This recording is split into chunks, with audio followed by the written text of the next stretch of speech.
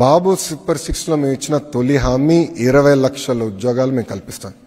Both private and government రంగంలో ఇచ్చిన first promise.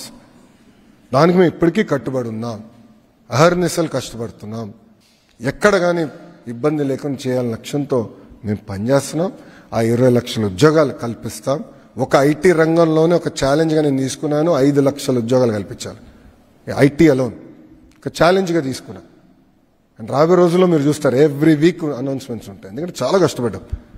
ఈ 17 నెలలు అహర్నిశలు కష్టపడ్డాం. మంత్రులందరం కలిసి పనిచేస్తున్నాం. ఏ ఒక్క కంపెనీ పోకూడదని. పక్క రాష్ట్రం ఒక్క కంపెనీ వెళ్ళినా మేము ఫాలోఅప్ చేస్తాం. ఎందుకు పోయింది, ఎక్కడ తప్పు చేశాం, తెలిసి ఎందుకు తప్పు చేస్తున్నాం, కరెక్షన్ ఎట్ట చేయాలి.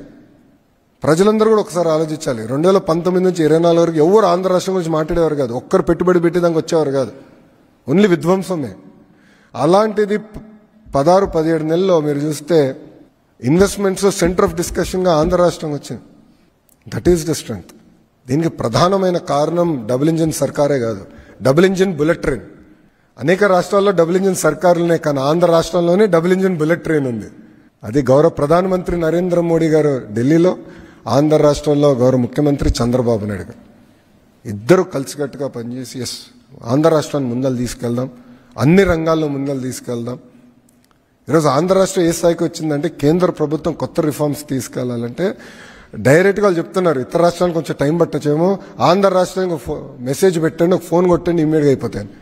ఇట్లా మొన్న లేబర్ రిఫార్మ్ సంబంధించి మాకు ఫీడ్బ్యాక్ వచ్చింది. ఎలక్ట్రానిక్స్లో పెద్ద ఎత్తున మేము ముందరికి వెళ్ళాలి. నేను మంత్రి గారిని కోరినప్పుడు ఈ రిఫార్మ్స్ చేసేయండి, ఎవరైతే ఫస్ట్ చేస్తారో వాళ్ళకే ఛాన్స్ ఇస్తామని చెప్పారు. 15 రోజుల్లో చేసి చూపించాం. మేము 15 డేస్లో చేసి చూపించాం. ఇట్లా కష్టపడుతున్నాం.